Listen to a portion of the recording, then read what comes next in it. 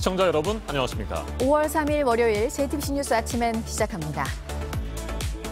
제이크 설리번 미 백악관 국가안보보좌관이 대북 정책의 목표는 적대가 아니라 한반도의 완전한 비핵화라고 밝혔습니다. 조 바이든 대통령이 북한을 심각한 위협으로 규정한 뒤 북한이 대단히 큰 실수이고 실언이라고 반발하자 외교의 문이 열려 있다는 점을 강조한 것으로 풀이됩니다.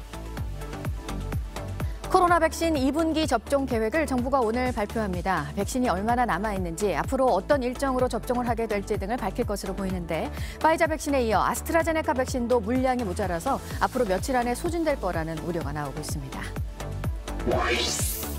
오늘 0시 기준 국내 코로나19 신규 확진자 수는 500명 안팎에 이를 것으로 보입니다. 나흘 연속 600명대를 유지하다가 조금 감소하는 것이지만 휴일 검사 건수가 줄었기 때문이지 확산세가 꺾인 것은 결코 아닙니다. 각종 기념일이 줄줄이 이어지는 5월, 일상 감염자 수는 언제든지 치솟을 수 있습니다. 코로나 충격으로 주가가 급락하는 걸 막기 위해 지난해 3월 중순부터 금지가 됐던 공매도가 오늘부터 부분적으로 재개됩니다. 1년 2개월 만에 다시 공매도 물량이 나오면 주가 하락이 불가피하다는 우려도 있지만 전문가들은 시장의 방향을 바꿀 정도는 아닐 것으로 보고 있습니다. 더불어민주당 5선의 송영길 의원이 친문 당원들의 지원을 받은 홍영표 의원을 박빙의 표 차이로 따돌리고 새로운 당대표로 선출됐습니다. 송영길 신임 대표는 오늘 오전 국립서울현충원을 참배한 뒤 첫 번째 최고위원 회의를 주재하고 당 운영 방향과 쇄신 구상을 밝힐 예정입니다. 미얀마 군부의 폭력이 중단돼야 한다는 아세안 합의가 나왔지만 시민들을 향한 폭력은 멈추지 않고 있습니다. 어제 미얀마 전역에서 있었던 시위에서 실탄과 수류탄을 사용한 군경에 최소 6명이 목숨을 잃었습니다.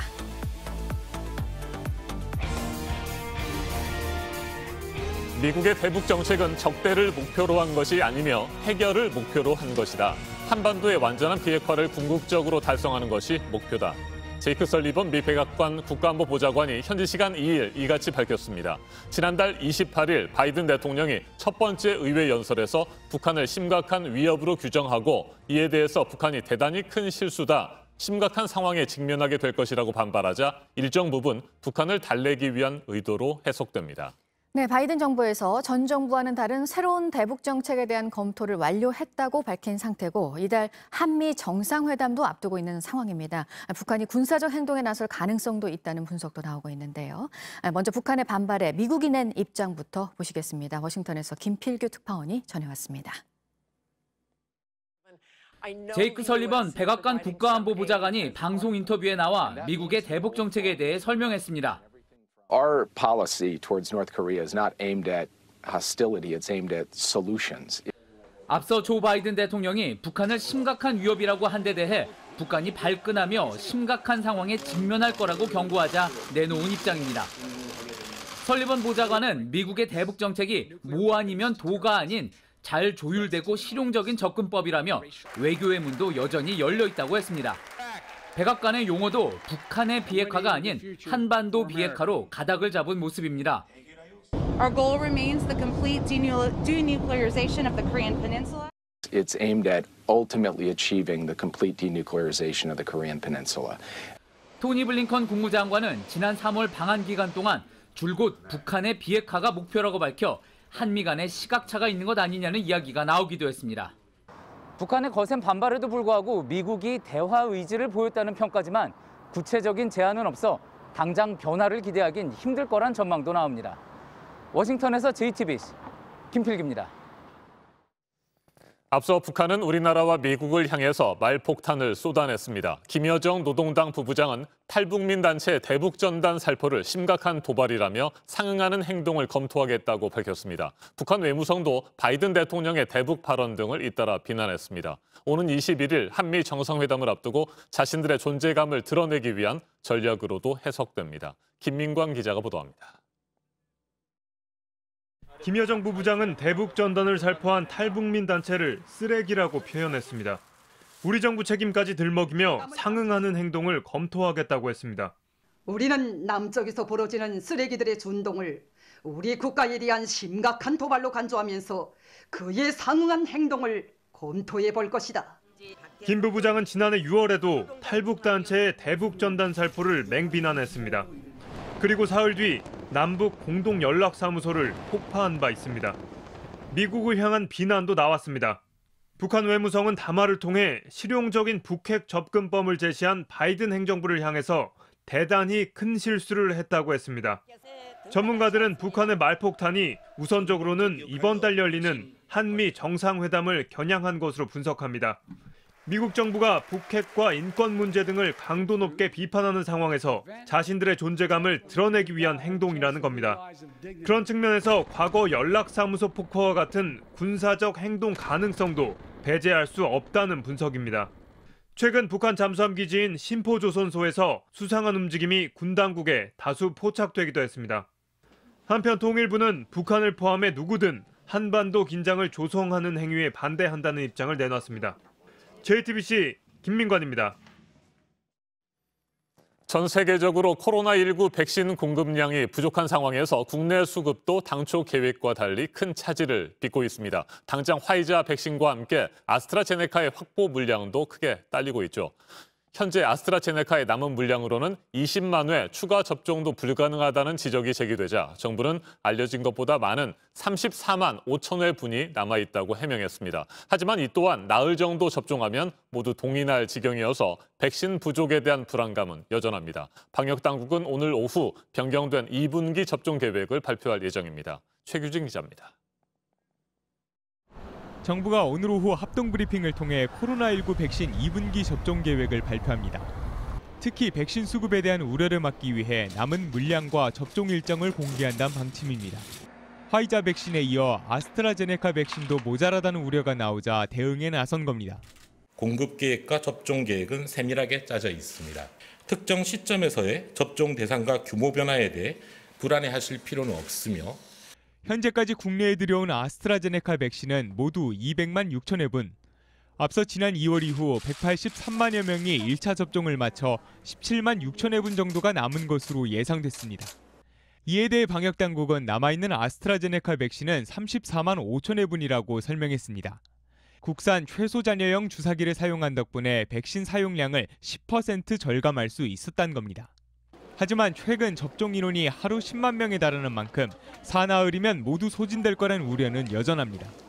4월까지 접종 목표 300만 명을 달성하기 위해 2차 접종분을 미리 당겨 쓴 결과란 지적도 나옵니다. 그동안 정부는 백신 잔여 물량은 공개하지 않으면서도 접종 계획 자체에는 문제가 없다는 입장이었습니다. 맞추어 6월 말까지 1,200만 명 접종 목표도 차질 없이 이루어 나갈 것입니다. 하지만 화이자나 아스트라제네카 백신 모두 구체적인 도입 날짜나 물량은 공개된 바가 없습니다.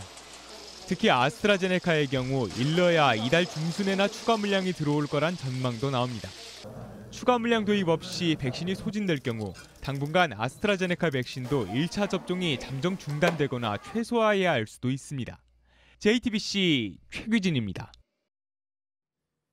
오늘 0시 기준 국내 코로나19 신규 확진자 수는 500명 안팎에 이를 것으로 보입니다. 어젯밤 9시까지 444명이 새롭게 확진 판정을 받았습니다. 전날 같은 시간대와 비교하면 135명이 적습니다. 하지만 휴일 검사 건수가 줄면서 신규 감염자가 감소한 것일 뿐 여전히 확산세가 꺾였다고 볼 수는 없습니다. 토요일 밤 자정까지 최근 나흘 동안 600명대를 기록했고 비수도권 지역의 확진자 비율도 40%를 넘어섰습니다. 5월 날씨는 화창하고 각종 기념일이 줄줄이 이어지기 때문에 일상 감염자 수는 언제든지 치솟을 수 있습니다. 서영지 기자가 보도합니다.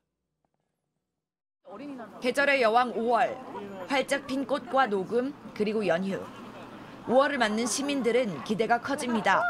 가족끼리 그 소규모로 해가지고 날씨 좋은데 좀 이렇게 탁 트인데 서울을 벗어나서 좀 가려고 계획 중에 있습니다.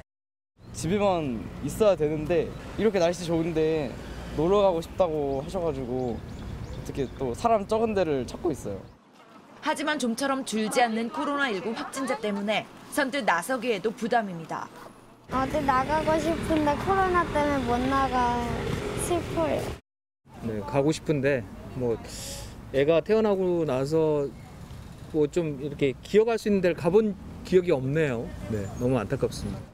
주말에 검사 건수가 줄었는데도 코로나19 신규 확진자는 606명으로 별로 줄지 않았습니다. 나흘 연속 600명대입니다. 특히 비수도권 확진자의 비중이 43%에 달해 전국적인 양상을 보였습니다. 어린이날, 어버이날, 스승의 날 등 사람들을 많이 만나왔던 5월이지만 현행 사회적 거리두기는 오는 23일까지 3주 더 연장됐습니다. 직계 가족이 아니면 사적으로 5인 이상 모일 수 없습니다. 방역당국도 모임 자제를 요청했습니다. 5월 가정의 달을 맞아 행사 모임 등으로 사람 간 접촉이 많아지면 유행이 확산될 위험성도 있습니다. 가급적 행사와 모임 여행 등을 최대한 자제해 주시길 부탁드리며 JTBC 서영지입니다. 이처럼 일상적인 감염과 집단 감염의 가능성은 여전히 높은데 사회적 거리두기를 비롯한 방역 수칙을 제대로 지키겠다는 긴장감은 시간이 흐를수록 크게 떨어지고 있습니다. 유흥주점의 영업이 금지되자 모텔방을 몰래 빌려서 더욱 은밀하게 영업을 한 업주와 그곳에서 술판을 벌인 손님 등 200여 명이 경찰에 붙잡혔습니다. 김동훈 기자가 취재했습니다. 늦은 밤 경찰이 모텔 방문을 열고 들어갑니다. 경기남부터 청소 수다팀에서 나왔습니다. 방 안에선 손님에게 받은 돈과 객실 번호가 적힌 영업 장부가 나옵니다. 모텔 방을 빌려 유흥업소로 운영해 온 겁니다. 장부 써 있잖아요. 손님 받는다고요. 유흥업소 업주와 직원이 모른 척 해보지만 소용없습니다. 원래 유흥집에서 영업을 해야 하는데 지금 안 하시고 여기 와서 지금 영업을 하고 계시잖아요. 자, 이 장부를 통해서 우리가 확인했으니까 자 가봅시다. 영업 장부에 적힌 방을 열자 술상이 가득 차려져 있습니다. 술 취한 손님은 잠들었고 함께 있던 여성은 화장실로 숨어듭니다. 양주병과 음료수, 얼음통과 술잔까지 유흥주점을 그대로 모텔방에 옮겨놨습니다. 다른 층에서는 술 취한 남성 손님이 막무가내로 잡아떼기 시작합니다. 뭐가 문제예요? 뭐가 문제예요? 저희가 배송당한 거고. 감염법이요? 여기 업체가 이렇게 부어가면 하고 있어요. 또 다른 방에서 적발된 손님과 여성 종업원은 애인 사이라고 주장합니다. 애인이요. 애인이라고 쓰는 거예요. 경기남부경찰청은 지난달 30일 이처럼 숙박시설에서 몰래 영업을 한 유흥업소 등 28곳을 적발했습니다. 하룻밤 단속에서만 210명이 붙잡혔습니다. 경찰은 적발한 이들을 감염병 예방법 위반 등의 혐의로 입건할 방침입니다. JTBC 김도훈입니다. 코로나19 충격에 따른 주가의 급락을 막기 위해서 지난해 3월부터 중단됐던 공매도가 오늘부터 부분적으로 재개됩니다. 정부는 개인에게 주식을 빌려주는 증권사와 주식 대여금을 늘리는 방법 등으로 개인 투자자에게 불리했던 부분을 일부 조정했지만 개인 투자자들은 여전히 기울어진 운동장이라며 주가 하락과 손실을 우려하고 있습니다. 이재승 기자가 보도합니다. 지난주 코스피와 코스닥이 나흘 연속 하락했습니다. 1년 2개월 만에 재개되는 공매도를 앞두고 시장의 우려가 반영된 겁니다. 공매도는 주식을 빌려서 판 뒤 주가가 내려가면 다시 주식을 싸게 사서 빌린 주식을 갚는 투자 기법입니다. 예를 들어 빌린 주식 100주를 주당 10,000원일 때 판 뒤 5,000원으로 떨어졌을 때 다시 사서 주식으로 갚으면 50만 원의 시세 차익이 생기는 방식입니다. 일반 주식 투자가 향후 주가가 상승할 종목을 잘 선정해야 한다면 공매도 투자는 향후 주가가 하락할 종목을 잘 골라야 이익을 볼 수 있습니다. 이 때문에 공매도는 주식 가격이 거품이 낀 상태로 과도하게 상승하는 걸 방지하지만 주가 하락을 부추기거나 시장 자체를 어지럽힐 수 있습니다. 정부는 오늘 공매도를 재개하면서 개인 투자자에 대한 진입 장벽을 낮췄습니다. 개인에게 주식을 빌려주는 증권사를 기존 6개에서 17개로 확대했고 주식 대여금도 2조 4천억 원으로 늘렸습니다. 하지만 개인들은 공매도가 여전히 기울어진 운동장이라고 말합니다. 한국주식투자자연합회는 빌린 주식을 개인은 60일 안에 갚아야 하지만 기관과 외국인은 무기한 연장할 수 있다며 공매도 의무 상환 기간을 60일로 통일하라고 주장합니다. 일각에선 공매도 재개로 인해 최근 신고가를 찍은 주식시장이 내리막길을 걷는 게 아니냐는 우려도 나옵니다. 하지만 전문가들은 장기적으로 전체 주식시장에 미치는 충격은 크지 않을 것으로 보고 있습니다. JTBC 이재승입니다. 미얀마 사태를 두고 열린 아세안 특별정상회의에서 폭력을 중단해야 한다는 합의가 나온 이후에도 그리 달라지지 않고 있는 미얀마 군부입니다. 어제 대대적인 시위가 미얀마 전역에서 있었는데 군경의 총격에 최소 6명이 목숨을 잃었습니다. 강버들 기자가 보도합니다. 세 손가락을 높이 들고 차도를 가로질러 뛰어갑니다. 군경의 감시를 피해 모이려는 게릴라 시위대입니다. 미얀마의 봄 혁명일 시위가 미얀마 전역에서 벌어졌습니다. 민주화를 요구하는 시민들을 군경은 가만두고 보지 않았습니다. 시위에 참여했거나 의심스럽단 이유만으로 길바닥에 무릎 꿇려 검문하고 차에 태워 어디론가 끌고 갔습니다. 실탄과 수류탄까지 사용해 시위 참가자 6명이 사망했습니다. 지난달 24일 아세안 특별정상회의에서 군부가 즉각적 폭력 사용 중단에 합의한 이후 가장 큰 희생입니다. 지난 2월 1일 이후 군부에 의해 목숨을 잃은 사람은 모두 759명입니다. 현지 매체 이라와디는 희생자들과 함께 길을 가다 경찰에 위협당하는 임신부, 사랑하는 사람을 잃고 오열하는 가족 등 지난 석 달간 미얀마의 참상을 보여주는 사진 29장을 보도했습니다. JTBC 강보들입니다. 네, 지난 주말이 노동절이었고요. 노동자들의 인권을 말하는 시위가 전 세계 곳곳에서 열렸는데요. 특히 올해는 코로나 사태로 더 힘들어진 노동자들에 대한 대책을 촉구하는 목소리가 컸습니다. 서준석 기자가 전해드립니다. 시위대가 은행 창문을 부숩니다. 거리 곳곳엔 유리 잔해와 불붙은 집기가 흩어져 있습니다. 현지 시간 1일 노동절을 맞아 프랑스 파리, 리옹 등 주요 대도시에서 약 300개의 크고 작은 집회가 열렸습니다. 참가자 10만 6천여 명은 정부가 추진 중인 실업급여 개편에 반대하며 경제 정의를 외쳤습니다. 이 과정에서 경찰과 충돌하며 최소 46명이 체포됐습니다. 터키에서도 노동절을 기념하려 모여든 시위대가 경찰과 곳곳에서 대치했습니다. 시위대는 정부의 일자리 부족 등에 대한 대책을 요구했습니다. 이스탄불시는 행진대열에 벗어나 경찰에 맞선 시위대 212명을 체포했습니다. 이 과정에서 경찰이 시위대를 방패로 밀어내거나 과격하게 밀고 잡아당기는 등 충돌도 있었습니다. 벨기에에서는 정부의 록다운 조치에 항의하는 야외 파티가 열렸습니다. 파티에 참석한 사람들은 나뭇가지 등 물건을 던지며 저항했고 경찰은 물대포까지 동원해 시위대를 해산했습니다. 이외 독일, 러시아, 스페인, 영국 등에서도 노동절을 기념하는 크고 작은 집회가 열렸습니다. JTBC 서준석입니다. 네, 인터넷 악성 댓글의 폐해는 잘 알려져 있고요. 이걸 막기 위해서 지금 추진되고 있는 것 가운데 하나가 댓글을 쓸 때 아이디를 반드시 공개하도록 하는 방안입니다. 관련 법안이 국회 상임위에서 합의까지 된 상태인데 반대하는 목소리도 있어서 또 논란도 있는데요. 먼저 이 인터넷 준실명제 취지부터 보겠습니다. 여도현 기자가 설명해 드립니다. 준실명제를 찬성하는 시민들은 아이디만 공개돼도 더 조심하게 될 것이라고 말합니다. 눈살이 찌푸려진 댓글이 너무 많아서 자신의 아이디가 공개되면 좀 경각심을 갖고 댓글을 달지 않을까 해서. 법안을 대표 발의한 의원은 악성 댓글을 달았으면 책임을 지게 해야 한다고 했습니다. 그 설리를 비롯해가지고 악성 댓글에 시달리다가 극단적인 선택을 한 경우가 많지 않습니까? 그런 거를 방지하기 위해서 어느 정도 책임성도 부여하고. 준실명제 법안이 통과되면 댓글을 달 때 본인 확인을 거친 아이디도 함께 표시됩니다. 댓글을 단 사람의 익명성을 보장하면서 아이디로 책임을 지게 할 수 있다는 주장입니다. 댓글로 인한 범죄 수사에도 도움이 된다는 의견도 있었습니다. 경찰이 수사를 하는 데 있어가지고는 굉장히 용이하겠죠. 고소고발이 들어왔을 때 수사를 하는 입장에서는 특정하기가 상당히 좋겠죠. 여론조사에서도 댓글에 이름을 밝혀야 한다는 의견이 훨씬 많았습니다. 인터넷 실명제를 도입해서 악성 댓글을 규제해야 한다는 의견이 80%로 1년 전에 비해 5%포인트 증가했습니다. JTBC 여도현입니다. 네, 들으신 대로 댓글을 쓸 때 아이디를 공개하면 책임감을 높일 수 있다는 건데요. 하지만 반대하는 쪽에서 더 보고 있는 부분은 이 제도가 얼마나 효과가 있을지 그리고 표현의 자유를 침해하지 않을지에 대해서입니다. 이어서 오효종 기자가 전합니다. 그 표현의 자유 이런 게 있지 않습니까?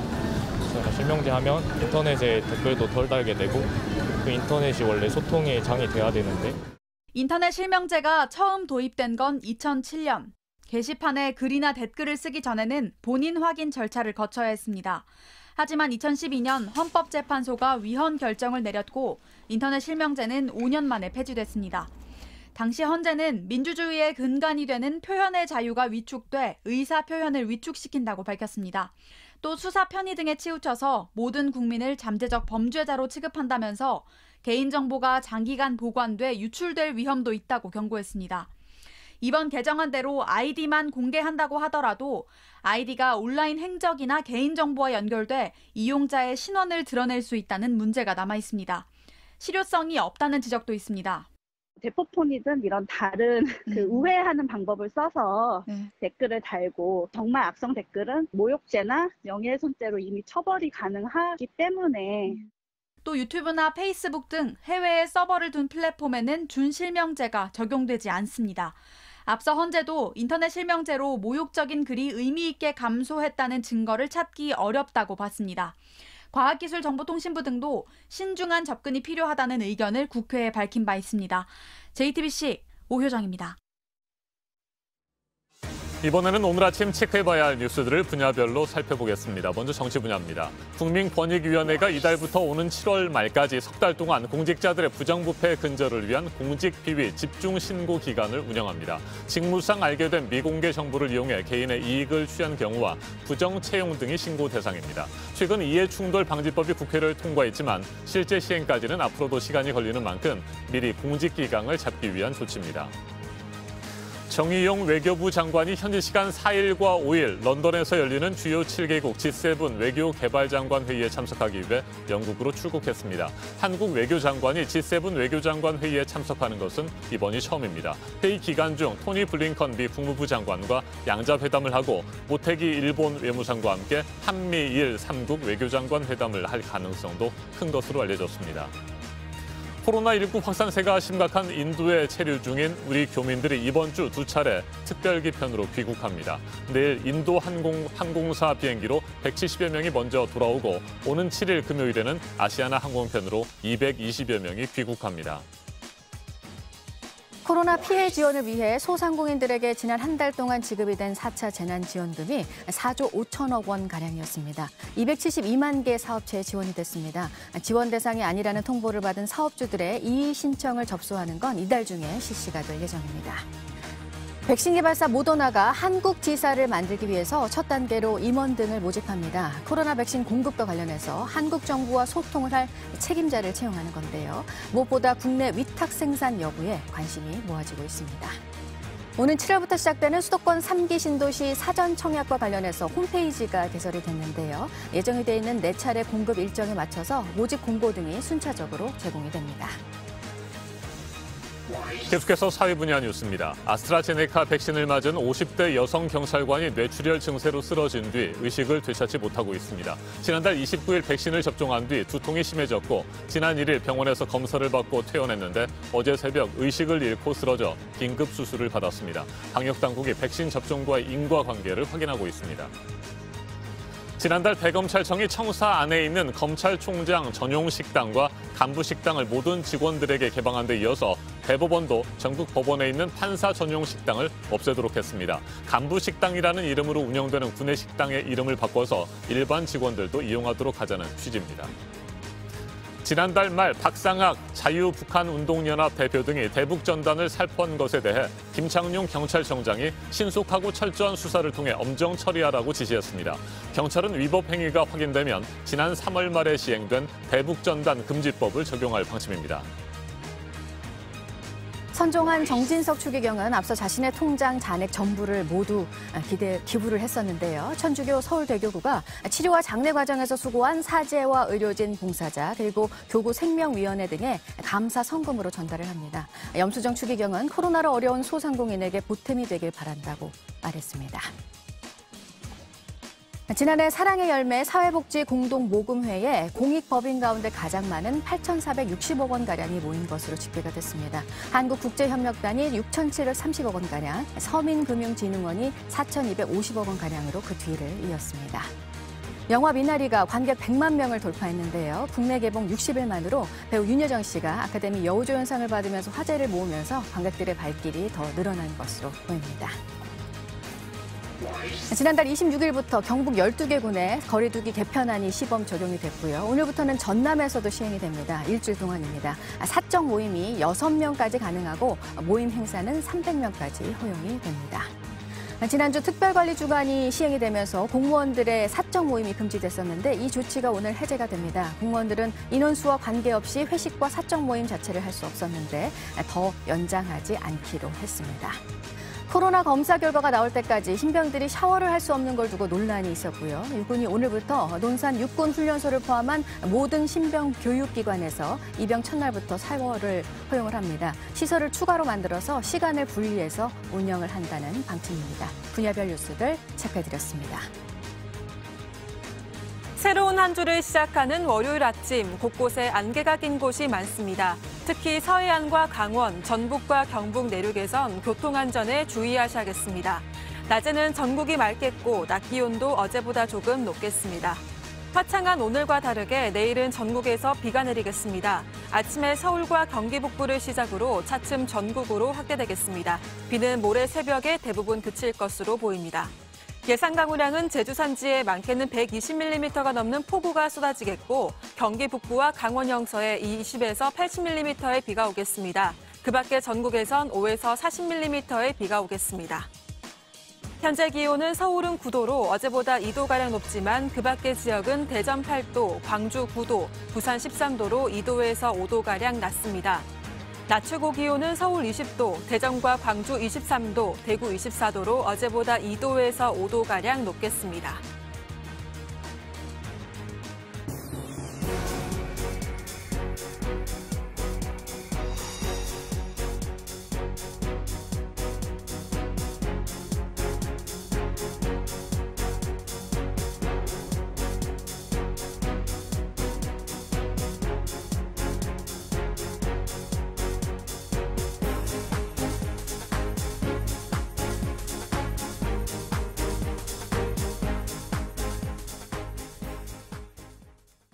군대에서 축구를 할 때는 간부의 공을 뺏으면 혼난다는 말이 있죠.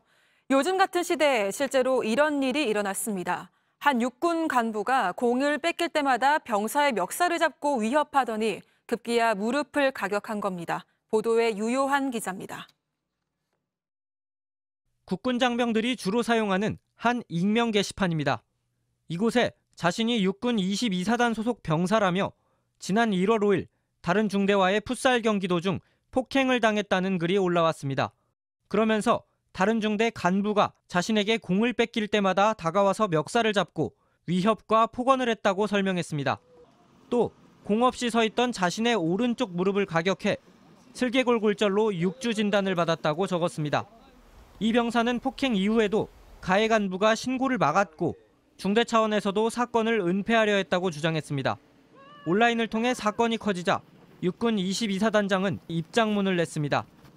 입장문에는 엄중히 조사한 후 형사처리 절차가 진행 중이라며 사과의 말씀을 드리고 피해 용사의 조속한 쾌유를 위해 노력하겠다는 내용이 담겼습니다.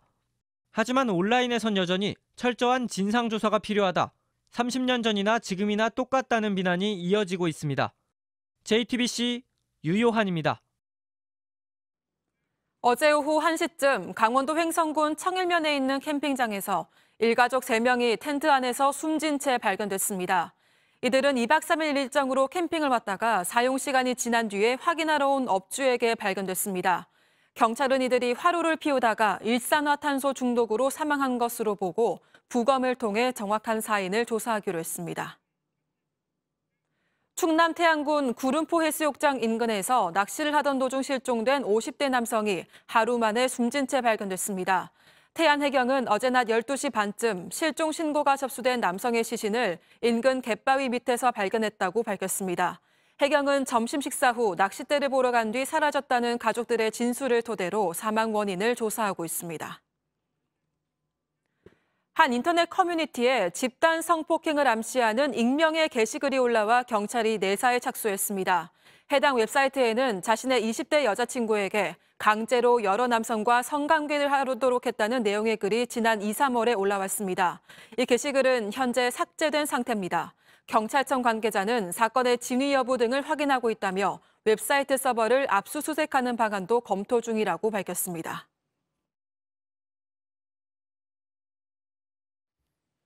아침엔 세계 시간입니다. 20년 동안 아프가니스탄에 주둔해온 미군들이 당초 일정대로 지난 1일부터 철군을 시작했습니다. 그런데 전쟁의 위기감이 줄어드는 것이 아니라 오히려 아프가니스탄의 긴장감이 고조되고 있습니다.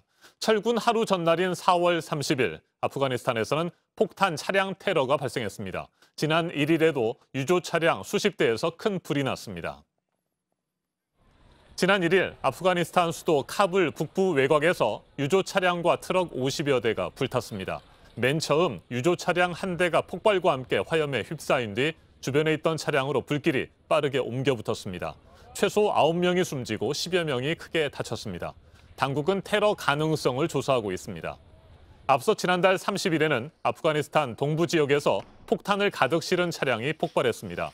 27명 넘게 목숨을 잃었고 90명 이상이 부상을 입은 것으로 전해졌습니다.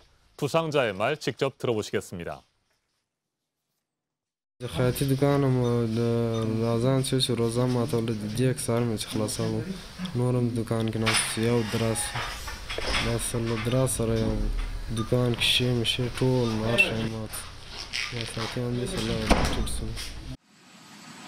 차량 폭탄 테러의 배후는 아직까지 명확하게 밝혀지지 않았습니다. 일단 아프가니스탄 대통령은 탈레반 반군을 배후로 지목했습니다.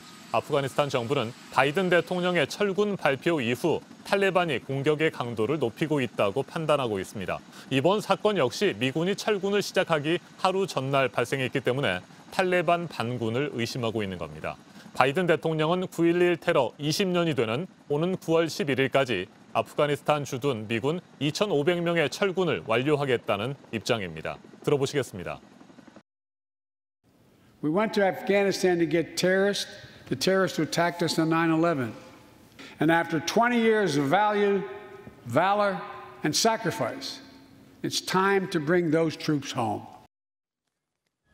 미국은 2001년 9.11 테러의 주범 오사마 빈 라덴을 숨겨줬다는 명분으로 아프가니스탄을 침공한 뒤 20년째 주둔해왔습니다.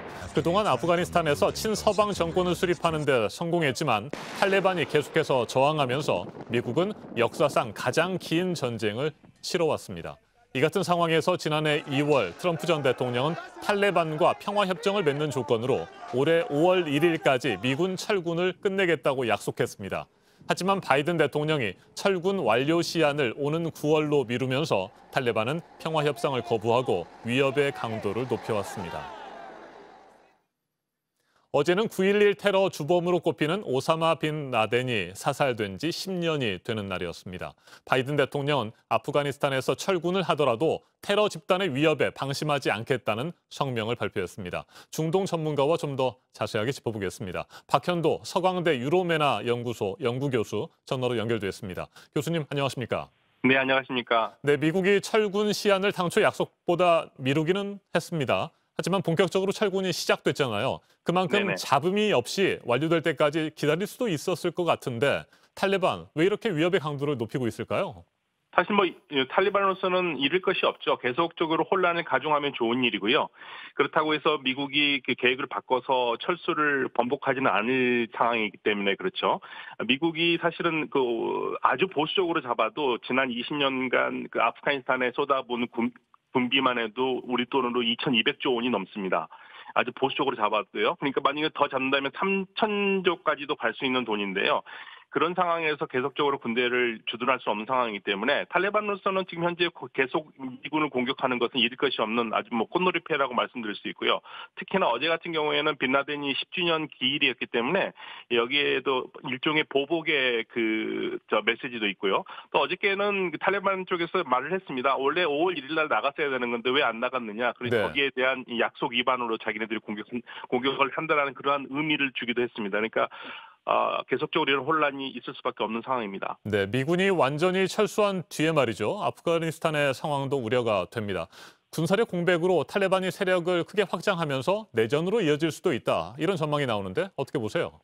네, 사실은 마크 밀리 미군 사령관도 그 부분에 대해서 언급을 했는데요. 아프가니스탄 군대가 잘 훈련돼 있다고 얘기는 했습니다만은 탈레반과 탈레반과 싸울 때 외국의 지원 없이 과연 이길 수 있을까에 대해서는 말을 흐리고 있거든요.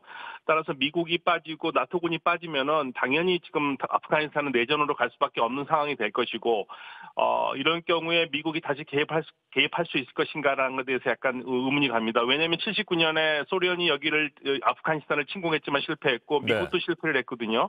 제국의 무덤이기 때문에 미국으로서도 지금 굉장히 고민스러울 겁니다. 아프가니스탄의 군대의 그 자강력을 믿을 수밖에 없는 그러한 상황입니다. 네. 또 하나 우려되는 것은 아프가니스탄의 혼란을 틈타서 IS와 알카에다 같은 다른 무장 세력들이 세력을 더욱 키울 수 있다는 점입니다. 이 부분에 대한 우려가 큰데 어떻게 전망하세요? 물론 바이든 대통령은 알카에다가 현재 약화됐다고 얘기는 했지만요. 이 세력들이 절대 사라질 세력들은 아니고요.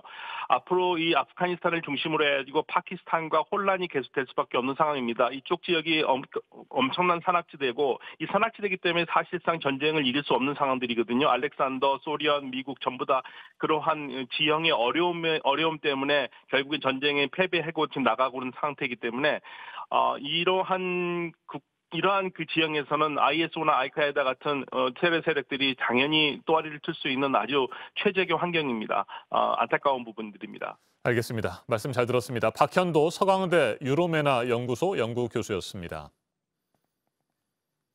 미군의 공백을 틈타서 탈레반이 세력을 확장하고 있습니다. 그런데 정작 국민을 보호해야 할 아프가니스탄 주류 정치권은 권력 투쟁과 부패로 제 역할을 하지 못하고 있습니다. 탈레반이 다시 장악할 경우 아프가니스탄 여성들의 인권도 크게 후퇴할 것이라는 우려가 나옵니다. 아프가니스탄 국민들은 미국이 아무런 대안도 없이 우리를 탈레반의 손에 남겨둔 채 떠나고 있다며 두려움을 호소하고 있습니다. 지금까지 아침엔 세계였습니다.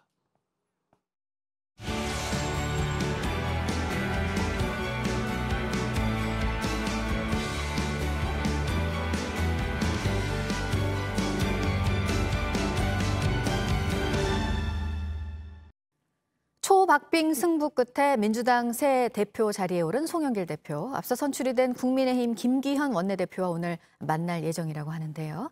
송영길 새 대표가 여야 관계 등을 어떻게 가지고 갈지, 또 가장 강조한 게 당의 변화였는데 어떻게 실현이 될지도 관심입니다. 강현석 기자입니다.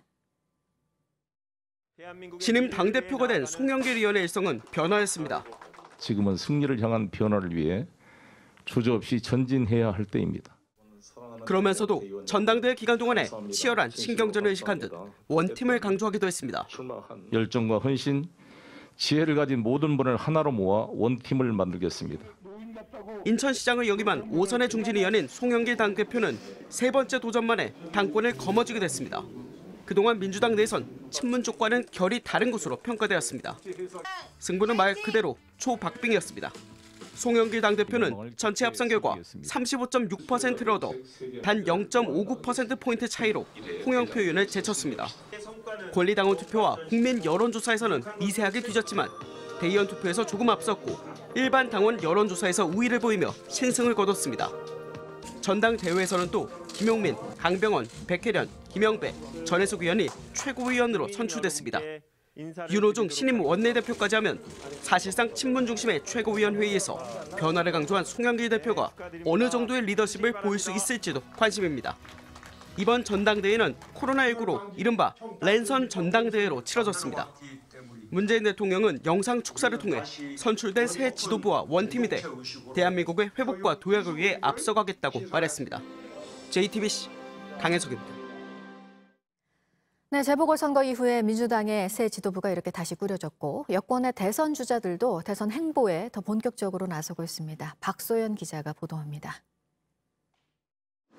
이재명 경기지사는 주요 대선 어젠다인 기본소득제를 연일 띄우며 지지율 굳히기에 나서고 있습니다. 인류가 맞이한 극단의 상황은 역설적으로 기본소득에 대한 확신을 강화하는 계기가 되고 있습니다. 이달 중순쯤엔 이 지사를 지원할 성장과 공정 포럼도 꾸려집니다. 측근인 정성호 의원, 김영진 의원을 비롯해 수도권 의원들이 주축인데 친문 중심이던 민주당에서 이 지사의 세력을 넓히는 역할을 할 것으로 보입니다. 재보선 참패 이후 공개 일정을 자제해온 이낙연 전 대표는 다시 본격적인 대선 행보에 나섭니다. 이르면 이번 주부터 이 전 대표를 지지하는 포럼에 연이어 참석하며 구체적인 공약 등을 내놓을 전망입니다. 강조하는 것은 복지입니다. 10년 뒤를 내다보며 국민소득 4만 달러 시대에 부응하는 대한민국 복지의 새로운 틀을 세우겠습니다. 최근 가장 적극적인 모습을 보인 건 정세균 전 국무총리입니다. 전국 곳곳을 돌며 밑바닥을 다지고 있으며 얼마 전에는 20살이 되는 모든 청년에게 국가가 1억 원을 지원해주겠다는 사실상 대선 공약도 내놓았습니다. 청년들이 너무 아프죠. 그래서 그 청년들이 희망을 갖고 이 일을 할 수 있는 그런 방안이 없을까. 이 밖에 박용진, 김두관 의원 등 대선 출마 의사를 밝힌 다른 주자들도 현안마다 목소리를 내며 존재감을 드러내고 있습니다. JTBC 박소연입니다. 더불어민주당을 새롭게 이끌어갈 당대표에 5선 송영길 의원이 선출됐습니다. 친문 당원들의 적극적인 지원을 받은 홍영표 후보를 0.59%포인트 박빙의 표 차이로 따돌리고 35.6%의 지지를 얻었습니다. 송영길 신임 대표는 취임 일성으로 승리를 향한 변화를 위해서 주저없이 전진할 때라며 열정과 헌신, 지혜를 가진 모든 분을 하나로 모아서 원팀을 만들겠다고 말했습니다. 최창렬 용인대 교양학부 교수 자리에 함께했습니다. 어서 오십시오. 네, 안녕하세요. 네, 4월 7일 재보궐선거에서 참패를 한 민주당을 다시 추스르고요. 내년 3월 9일 대통령 선거를 치러야 하는 아주 중요한 책무를 맡았습니다. 송영길 의원이 신임 당대표에 당선이 됐군요. 0.59%포인트 차이밖에 안 났어요. 2위 홍영표 후보하고. 뭐 다들 아시는 것처럼 송영길 당대표죠. 당대표는 범친문이라고 분류하더라도 아무래도 개파색이 였기 때문에 이번 선거 결과가 근소한 차이긴 합니다만 윤호중 원내대표가 지금 친문 핵심으로 분류되는 인물이기 때문에 아마 친문 일색으로 지도부가 짜이는 것에 대한 그런 견제 심리가 발동한 것이 아니냐 이렇게 보여지는데 또 최고위원 선거를 보면은 1위 수석으로 이제 된 사람이 김영민 의원이에요. 김영민 의원은 뭐 당연히 친문 핵심이고 2위 강병원 의원도 마찬가지고요. 김영배 의원도 그렇고 송영길 의원만 제외하고는 이번 지도부는 윤호중 원내대표 포함해서 역시 친문이 영향력이 상당하다라는 걸 보여준 것 같고요. 앞으로 향후 이제 당이 이 친문 일색의 이러한 그 의사결정 구조를 어떻게 벗어날 수 있느냐가 중요할 것 같습니다. 그래서 지금 송영길 후보가 이번에 이제 이 선거 기간 중에 민주라는 단어를 빼고는 다 바꿔야 된다 이런 얘기를 했거든요. 그러니까 개혁보다는 뭔가 변화와 민생 이런 건 많이 강조했어요. 그러니까 이런 구조 속에서 얼마나 송 대표가 자신의 리더십을 이제 보여주고 당을 쇄신으로 이끌어갈 수 있느냐가 관건일 것 같습니다. 네, 송영길 신임 당대표 80년대 운동권의 뭐 대표 주자라고 할 수 있잖아요. 그렇죠. 86세대를 대표하고 있고요. 맏형으로 불리기도 합니다. 이건 어떤 의미가 있겠습니까? 86세대가 지금 이제 민주당 정권의 핵심 세력인데 이 86세대도 이제 기득권이다 이런 비판도 많이 받고 있습니다. 네. 세대 교체가 돼야 된다라는 이런 얘기도 많이 나오고 있고 특히 이번 이제 4.7 재보궐선거가 워낙 민주당의 참패로 이어졌기 때문에 당이 확실하게 혁신하고 쇄신해야 된다는 그런 움직임 때문에요. 이 86세대도 상당한 도전을 받고 있는 상황이거든요. 근데 86세대에서 가장 맏형이라고 불리는 송영길 후보가 그런 부분들을 잠재우고 뭔가 혁신과 쇄신의 어떤 그 견인차 역할을 할 수 있을지가 관건이에요. 지금 이제 역시 중요한 거는 아까도 말씀드린 것처럼 민주당이 어떻게 바뀌냐의 문제입니다. 바뀌지 않고 다시 도로 친문당으로 간다면 그리고 다시 말씀드려서 이 친문의 우물에서 벗어나지 못한다면은 선거는 대단히 어려울 수 있다. 대선은. 그러니까 그런 걸 어떻게 잘 관리해낼 수 있느냐. 그러니까 친문의 목소리를 적절히 제어하면서 또 청와대와 어느 정도 또 같이 이제 화합을 하면서도 뭔가 새로운 목소리를 내야 되는 그런 또 어려운 과제에 직면하고 있는 게 아니냐. 새 지도부가 그렇게 생각합니다. 네, 앞에서도 말씀을 하셨습니다만 당명과 대통령을 빼고 다 바꾸겠다. 개파 찬스를 쓰지 않겠다. 이런 말들도 했습니다. 이와 같은 쇄신론에 방점을 뒀는데 실제로 쇄신을 이끌어가는 데 있어서 뭐 여러 가지 걸림돌들은 없겠습니까? 저는 녹록치 않은 과제가 있다고 생각합니다. 일단 친문 당원들의 입김이 여전히 대단히 강하다는 게 이번 그 전당대회에서 여실히 이제 나타났거든요. 그리고 이제 권리당원에서는 졌어요. 송영길 대표가 대의원과 이제 일반 당원에서 이긴 거란 말이죠. 그렇다면 지금 검찰개혁, 언론개혁을 윤호중 원내대표는 여전히 강조하고 있고 또 하나가 여야 간의 관계입니다. 이제 물론 야당 얘기도 또 나오겠습니다만 윤호중 원내대표가 그런 말을 했어요. 지금 협치라는 단어를 입에 올리는 건 어울리지 않는다. 그러니까 여당의 원내대표가 협치란 말에 대해서 공식적으로 거부감을 나타낸 거거든요. 그럼 이제 국민들이 볼 때는 여야의 내부의 어떤 정치공학이라든지 당내 사정도 중요합니다만 네. 기본적으로 민생이 중요하잖아요. 민생을 어쨌든 법안을 만들어 가려면 여야가 협력하지 않으면 안 되는 거 아니겠어요? 물론 여당이 압도적 다수기 때문에 법안을 통과시킬 수 있다 하더라도 그런데 이제 여당 원내대표는 협치란 말에 이제 그런 입장을 보이고 있고 친문은 여전히 언론개혁, 검찰개혁에 방점을 찍는 분위기고 그럼에도 불구하고 부동산 정책 기조의 변화라든지 코로나19 방역 문제 이런 게 훨씬 더 중요하거든요. 국민들에게는. 민생 문제란 말이죠. 근데 그런 문제보다도 개혁, 언론개혁, 검찰개혁 기존의 어떤 정책 기조를 바꾸지 않으려 한다면 그런 부분을 어떻게 이제 과연 이제 송 대표가 해낼 수 있느냐의 문제예요. 네. 그래서 어떤 면에서 볼 때 송 대표도 가끔 어떤 발언이 대단히 센 발언도 많이 하는 편이거든요. 그렇다면 청와대와의 갈등이라든지 이런 부분도 나타날 수 있을 거고 그런 과정 속에서 친문과의 관계 설정. 게다가 지금 문재인 대통령이 지난주인가요? 갤럽 여론조사가 마지노 선이 30% 선이 깨졌단 말이죠. 네. 그래서 이른바 데드크로스인데 이런 상황 속에서 당의 목소리를 더 낸다면 청와대의 갈등은 불가피하지 않을까. 게다가 대선 주자들과의 관계. 어느 때보다도 대선 이제 한 10개월 정도 남겨놓고 지금 이제 지도부가 직면한 과제가 대단히 산 넘어 산이다. 그렇게 생각할 수밖에 없습니다. 네. 어제 새롭게 선출된 5명의 최고위원도 좀 살펴봐야 될 것 같습니다. 네. 강성 친문으로 불리잖아요. 김용민 의원이 선출이 됐고요. 백혜련 의원을 빼면 나머지 새롭게 선출된 4명의 최고위원이 모두 친문이라고 볼 수가 있지 않겠습니까? 뭐 친문도 아주 강한 친문이라고 네. 봐야죠. 김용민 의원은 뭐 너무나 잘 알려진 인물 아니겠어요? 검찰개혁을 주도했고 어떻게 조국 뭐 수호대다 뭐 이런 얘기도 이제 많이들 했습니다. 강병훈 의원 말할 것도 없고 김영배 의원도 참여정부 때 비서관도 했고 문재인 정부 비서관도 했거든요. 백혜련 의원도 완전 친문으로 분류되지 않습니다만 공수처 설치에 대단히 앞장섰던 그런 네. 국회의원이거든요. 그러면서 볼 때 국회의원 이번에 이제 지도부 구성에서 최고위원들이 워낙 친문 일색이에요.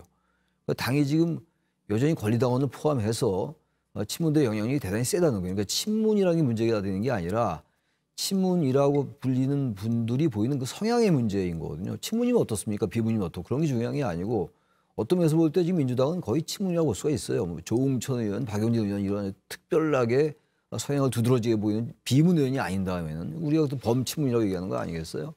그렇다면은 지금 이 친문 의원들이 기존에 보여줬던 그런 기존은 바꿔야 되는 겁니다. 선거라는 게 민심을 보여주는 것이고 네. 민심에 부응하지 못한다면 그런 정당은 존재할 필요가 없는 거예요. 이번 민주당이 대패를 했잖아요. 참패를 했단 말이에요. 그럼 민심은 민주당이 강력히 경고를 한 거거든요. 기존의 기조를 바꾸라는 거예요.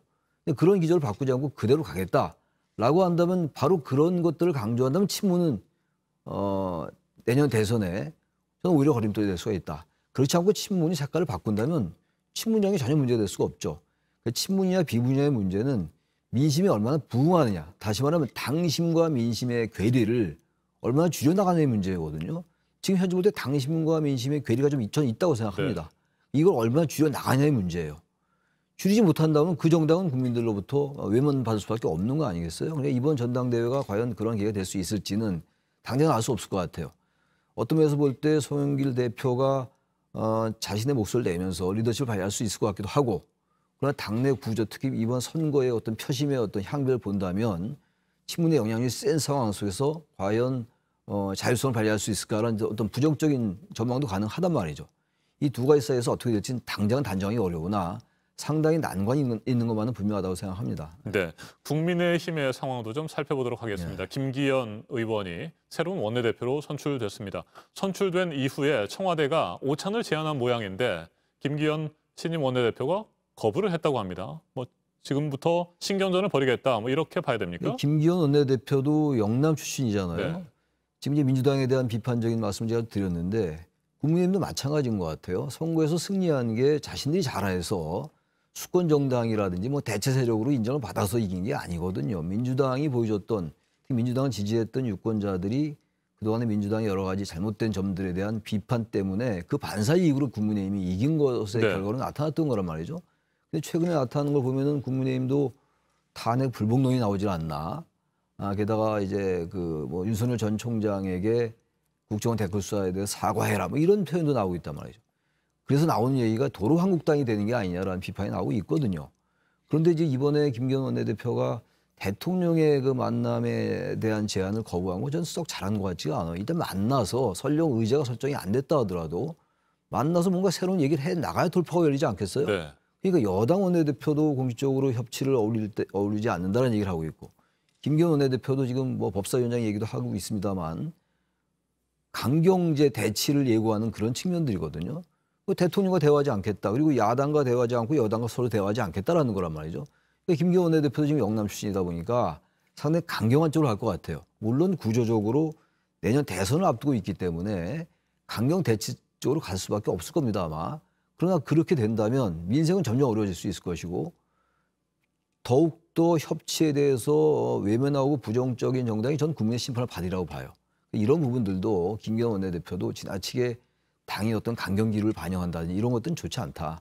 그런 것도 여야가 다 마찬가지인 것 같아요. 그러니까 그래서 이 얘기하는 게 도로한국당, 도로친문당 이런 비판이 나오는 거란 말이죠. 이런 부분들을 여야의 지도부들이 얼마나 해소해 나가느냐가 내년 대선에 스스로들이 더 유리한 고지에 올라서는 일이 아니라고 생각을 하는 거죠. 네, 김기현 원내대표는 김부겸 국무총리 후보자 지명까지도 문제를 삼았습니다. 더불어민주당 의원 출신이고 그리고 당대표 선거에도 출마했던 분이다. 그래서 중립적 인사를 다시 추천을 해야 된다. 이렇게 문제를 제기했는데 이건 어떻게 보십니까? 뭐 현실적이지 않은 얘기고요. 이낙연 대표도 그랬고 정세균 전 총리도 뭐 총리 다 했잖아요. 그런 부분보다는 지금 이제 울산시장 선거 개입처럼 대선에 개입하려 하는 게 아니냐 이런 얘기거든요. 김기현 이제 김부겸 후보자가 행안부 장관 출신이고 아마 그래서 그런 얘기를 한 것 같은데 아무튼 지금 정권에 관련된 수사에 대해서 적극적으로 응하지 않았던 거, 검찰을 압박했던 거 아마 그런 것들을 부각시키려는 의도가 아닌가라는 생각이 들어요. 근데 이런 부분들도 역시 너무 정치공학적인 접근이 아니라고 생각이 돼요. 이런 것들은 청문회에서 따지면 되는 것이죠. 이제 와서 중적이지 않은 인사니까 철회해라라고 하는 건 너무 지나치게 정치 공세적이다. 그런 부분을 좀 어느 정도 지양하는 게 그게 전 바람직하다고 생각합니다. 네. 민주당과 국민의힘은 법사위원장 자리를 놓고도 계속해서 신경전을 벌이고 있습니다. 이미 민주당은 박광원 의원을 법사위원장으로 내정을 한 상태 아니겠습니까? 오늘 양당의 원내대표가 만나서 또 이 부분에 대해서 얘기를 한다고 하는데 이 법사위원장 문제는 어떻게 처리하는 것이 옳다고 보세요? 글쎄요, 전 법사위원장을 원래는 야당이 주는 게 좀 맞았다고 생각해요. 그게 관례로 이어져 왔기 때문에 그러나 이제 여당이 이제 180석이라는 압도적 다수를 가지고 법안을 통과시켜서 민생 개혁을 하려 했기 때문에 뭐 그런 이제 조치를 취했고 반면에 국민의힘은 법사위원장을 차지하지 못한다고 해서 모든 이제 상임위원장을 거절했단 말이죠. 지금 하나도 갖고 있지 않잖아요. 이런 부분들은 정치의 모습이 아니거든요. 그러니까 여야가 정치를 하려면 정치 집단들 아니겠어요? 정치가 복원돼야 될 텐데 이번에 이제 법사위원장 문제 가지고 또 다시 충돌할 것 같아요. 이미 여당은 뭐 박광원 의원을 내정했기 때문에 양보할 수 없다라는 것이고 김기현 원내대표는 거의 선전포고에 가까운 얘기를 한 상황이에요. 그러니까 새 지도부가 구성되고 선거가 끝나고 나서 새 지도부가 구성된 다음에 첫 지금 모습들이 새롭게 협치라든지 민생에 뭔가 협력하겠다는 반응들보다는 강경 대치를 예고하고 있는 거거든요. 결론적으로 어쨌든 법사위원장 문제는 저는 뭐 여당이 끝까지 가져갈 거라고 전망을 할 수밖에 없습니다. 네. 내년 대선을 앞두고 이제 뭐 본격적인 선거 국면으로 또 들어가야 되는 상황이기 때문에 양당의 대화와 협치보다는 강경 대응, 기싸움, 신경전 이런 것들이 더 심해질 거는 같습니다. 그렇습니다. 지켜봐야 될 것 같고요. 여기까지 듣겠습니다. 최창렬 용인대 교양학부 교수였습니다. 말씀 잘 들었습니다. 네, 고맙습니다. 유명인 혹은 그냥 아는 사람의 얼굴을 음란물과 합성해서 인터넷에 올리는 이른바 딥페이크 범죄가 늘고 있습니다. 경찰이 지난해 말부터 이런 불법 합성물을 집중 수사에 잡아보니 피의자의 90%가 10대와 20대였습니다. 동창, 심지어는 학교 선생님까지도 범행 대상으로 삼았습니다. 윤정민 기자입니다. 2019년 미국 달리미술관이 제작한 화가 살바도르 달리의 가상 인터뷰입니다. 체형이 비슷한 배우의 연기에 딥페이크로 얼굴을 덧입혔습니다. 딥페이크는 인공지능 딥러닝 기법을 이용해 특정인의 얼굴과 다른 영상을 합성하는 기술입니다. 달리처럼 그리운 사람을 볼 수 있게 해주기도 하지만 범죄에 악용되는 사례도 늘고 있습니다. 경찰은 지난해 말부터 불법 합성물 제작 및 유포 행위를 집중 수사해 94명을 검거하고 10명을 구속했습니다. 검거된 피의자의 약 90%가 10대와 20대였습니다. 이들은 동창 얼굴을 음란물에 합성하거나 학교 선생님을 범행 대상으로 삼기도 했습니다. 피해자 역시 인적 사항이 확인된 114명 중 2명을 빼고 모두 10대와 20대였습니다. 장난으로 시작을 하지만 이것이 중대 범죄로 이어지는 것이죠. 불법 합성물 제작 유포 행위는 5년 이하의 징역으로 처벌되는 만큼 청소년들이 장난이라도 해서는 안 되겠습니다. 경찰은 이외에도 103건의 범행에 대해 수사를 진행 중입니다. JTBC 윤정민입니다. 오늘 전국이 대체로 맑겠고 대기도 깨끗하겠습니다. 낮 기온은 서울 20도, 대전과 광주 23도, 대구 24도로 어제보다 2도에서 5도가량 높겠습니다. 내일은 전국이 흐리고 비가 오겠습니다. 내일 제주 산지에 많게는 120mm 이상, 강원 영서에 20에서 80mm, 그 밖에 전국에는 5에서 40mm가 내리겠습니다. 아침엔 뉴스워치, 오늘 하루 관심을 가지고 지켜봐야 할, 기억해야 할 뉴스 끝으로 정리해드립니다. 제이크 설리번 미 백악관 국가안보보좌관이 대북 정책의 목표는 적대가 아니라 한반도의 완전한 비핵화라고 밝혔습니다. 조 바이든 대통령이 북한을 심각한 위협으로 규정한 뒤 북한이 대단히 큰 실수이고 실언이라고 반발하자 외교의 문이 열려 있다는 점을 강조한 것으로 풀이됩니다.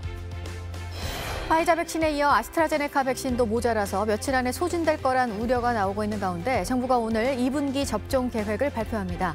남은 물량과 접종 일정 등을 밝힐 것으로 보입니다. 오늘 0시 기준 국내 코로나19 신규 확진자 수는 500명 안팎에 이를 것으로 보입니다. 나흘 연속 600명대를 유지하다가 조금 감소하는 것이지만 휴일 검사 건수가 줄었기 때문이지 확산세가 꺾인 것은 결코 아닙니다. 각종 기념일이 줄줄이 이어지는 5월, 일상 감염자 수는 언제든지 치솟을 수 있습니다. 코로나 충격으로 주가가 급락하는 걸 막기 위해 금지됐던 공매도가 오늘 부분적으로 재개되면서 주식시장에 어떤 영향을 줄지 관심이 모아지고 있습니다. 1년 2개월 만에 다시 공매도 물량이 나오면 주가 하락이 불가피하다는 전망도 있지만 전문가들은 장기적으로 시장의 방향을 바꾸지는 않을 것으로 보고 있습니다. 오늘 전해드릴 소식은 여기까지입니다. 이상으로 JTBC 뉴스 아침엔 월요일 순서 모두 마치겠습니다. 건강한 하루 보내시기 바랍니다. 고맙습니다.